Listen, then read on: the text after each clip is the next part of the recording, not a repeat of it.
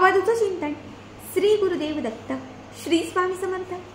नमस्कार भक्तांनो, मग आज 28 जुलै 2025 वार सोमवार। आपल्या सगळ्यांनाच माहिती आहे की श्रावण मासातील पहिला सोमवार।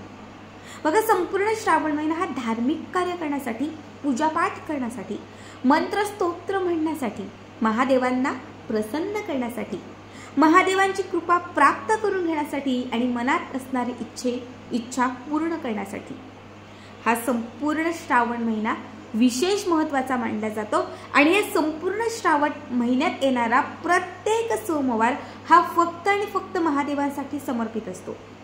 बघा, श्रावणातील पहिला सोमवार आहे आणि या पहिल्याच सोमवारी करावायचा एक विशेष प्रभावी उपाय मी तुम्हाला आज या व्हिडिओमध्ये सांगणार आहे। बऱ्याच वेळा असं होतं की आपल्याकडे पैसा टिकत नाही, आपल्या घरामध्ये लक्ष्मी येत नाही, कितीही कमावलं तरी ते उरत नाही, पुरत नाही, किंवा घरामध्ये असणारं दारिद्र्य काही केल्यास संपत नाही।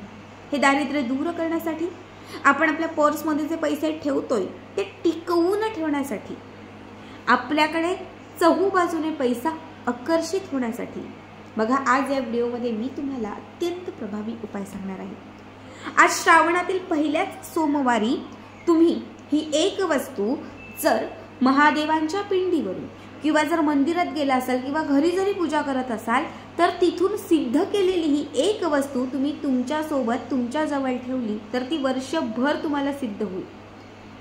ही एक वस्तू तुम्हाला नेहमीच यश देईल, तुमची प्रगती होईल, पैशांच्या अडचणी दूर करेल आणि प्रत्येक गोष्टीमध्ये तुम्हाला बरकत येईल। आता मी तुम्हाला 3 गोष्टी सांगणार आहे, 3 वस्तू सांगणार आहे। तिघांपैकी कुठलीही वस्तू आज सोमवारच्या दिवशी तुम्ही तुमच्या सोबत तुमच्या जवळ ठेवू शकता। सगळ्यात पहिली गोष्ट, आपण घरात असाल, तुम्ही मंदिरात गेला असाल, अगदी कुठे जिथे कुठे आज श्रावणी सोमवारी तुम्ही जाल तिथे तुम्हाला सगळ्यात पहिली गोष्ट जी दिसणार आहे ती म्हणजे बेलपत्र। महादेवांना बेलपत्र हे अत्यंत प्रिय आहे।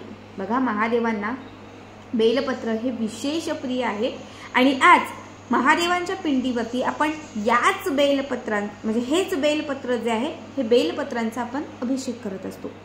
आता तुम्हाला काय करायचंय, तुम्ही घरीच बेलपत्र जर अर्पण केलेले असतील तर घरीच, किंवा मंदिरात तुम्ही गेलेला असाल, मंदिरात तुम्ही जाणार असाल तर मंदिरातून, जिथे कुठे जाल तिथून महादेवांच्या पिंडीवर अर्पण केलेलं एक बेलपत्र तुम्हाला उचलायचं आहे।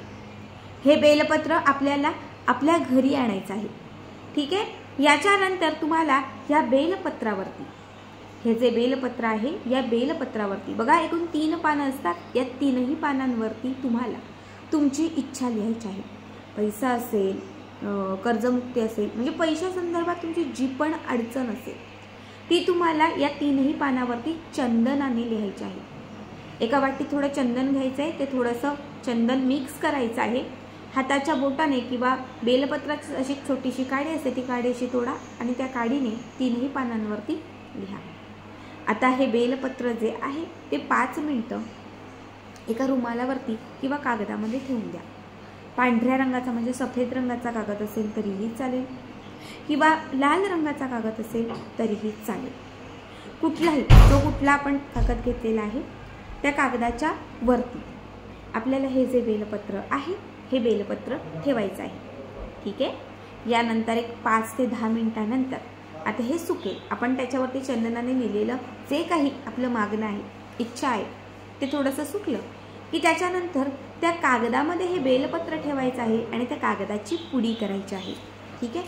मी तुम्हाला जस्ट दाखवते। समजा हा कागद घेतलेला आहे, या कागदावरती मी हे बेलपत्र ठेवलेलं आहे। आता हे बेलपत्र असं गुंडाळायचं, याची पुडी करायची आणि ही पुडी आज या सोमवारपासून आपल्यासोबत आपल्या जवळ ठेवायची। ही पुडी तुम्ही पर्समध्ये ठेवा, तुमच्या पॉकेटमध्ये ठेवा, पतीच्या पर्समध्ये ठेवा, किंवा मग तुम्ही तुमच्या तिजोरी, जिथे तुम्ही तुमचे पैसे वगैरे ठेवता तुम्ही तिथे ठेवा। जिथे तुम्हाला यश हवं आहे, जिथे तुम्हाला धनप्राप्ती हवी आहे त्या ठिकाणी हे बेलपत्र तुम्हाला ठेवायचं आहे। याने नेहमीच पैसा आकर्षित होईल, तुमची जी समस्या असेल धनासंदर्भात ती सुटत राहील। महादेवांच्या कृपेने, माता पार्वतीच्या आशीर्वादाने तुमच्या आयुष्यात असणारं दारिद्र्य जे आहे ते कमी होत जाईल। आता दुसरी गोष्ट जी आहे ती म्हणजे तुम्ही जर महादेवांच्या मंदिरात गेला असाल तर तिथे कोणी लवंग अर्पण केलेली असेल, महादेवांच्या पिंडीवरती आवर्जून लवंग अर्पण करतात। असं म्हटलं जातं की महादेवांच्या पिंडीवरती जर लवंग अर्पण केलं, सोमवारच्या किंवा श्रावण महिन्यात कधीही महादेवांच्या पिंडीवरती लवंग अर्पण केलं, लवंगाचं अर्चन केलं तर आपल्याला सोन्याचे योग येतात। सोनं खरेदी करायचं किंवा जे काही सोन्यासंदर्भात असणारे जे शुभ फळ असतात ते आपल्याला प्राप्त होतात। म्हणून बरीचशी लोक जी लवंग आहे फुलवाली ती महादेवांच्या पिंडीवरती अर्पण करतात। जर तुम्ही मंदिरामध्ये जाणार असाल, या सोमवारी नाही तुम्ही पुढच्या सोमवारी जरी गेलात आणि तेव्हा जरी तुम्हाला हे लवंग भेटलं तर महादेवांच्या पिंडीवरून ते गुपचूप तुम्हाला उचलायचं आहे, आपल्या घरी आणायचं आहे आणि हे लवंग जे आहे ते तुम्हाला एका चांदीच्या डबीत ठेवायचं आहे। एक छोटी चांदीची डबी सोनाराकडून खरेदी करा, खूप जास्त पैसे नाही लागत, एक 250-300 फार 400 रुपयापर्यंत चांदीची डबी तुम्हाला मिळेल। पण महादेवांच्या पिंडीवरील ही लवंग जर तुम्ही चांदीच्या कुठल्या तरी डबीत किंवा चांदीच्या वस्तूमध्ये जर तुम्ही तुमच्या घरात किंवा तुमच्या जवळ ठेवली तर तुमच्या आयुष्यात धनलाभाचे योग जे आहेत ना ते दुपटीने वाढतात। तुमच्या नशिबात नसणारं किंवा तुम्हाला जे कधी मिळणारही नाही ते सुद्धा योग जे आहे ते तुमच्याकडे जुळून येतात। हा सुद्धा अत्यंत प्रभावी उपाय आहे। आता मी तुम्हाला तिसरी वस्तू सांगणार आहे।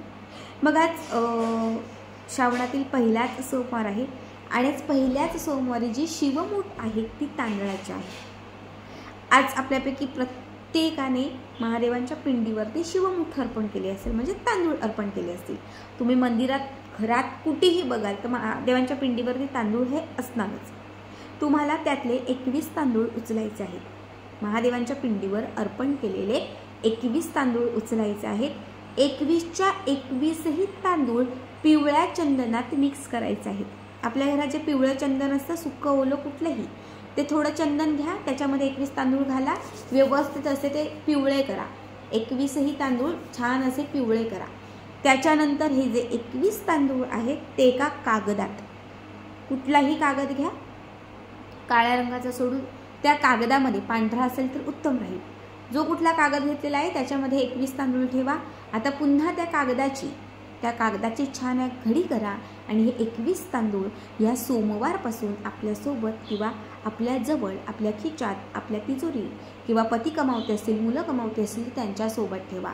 तुम्ही प्रत्येकासाठी 21 तांदूळ अभिमंत्रित करून घेतले आणि प्रत्येकासोबत हे ठेवले तरीही चालतील। याने नेहमीच महादेवांची कृपा राहील, आर्थिक समस्या दूर होत राहील, पैसा येत राहील। मेन म्हणजे ज्या आर्थिक म्हणजे पैशांच्या समस्या ज्या आहेत ना या 3ही उपायांमुळे तुमच्या दूर होतील। बघा, खूप साधा सोपा उपाय आहे, नक्की करा। आजचा योग पुन्हा लवकर नाही आहे, वर्षभर थांबावं लागेल, त्यामुळे नक्की करा आणि आजचा व्हिडिओ कसा वाटला कमेंट करा।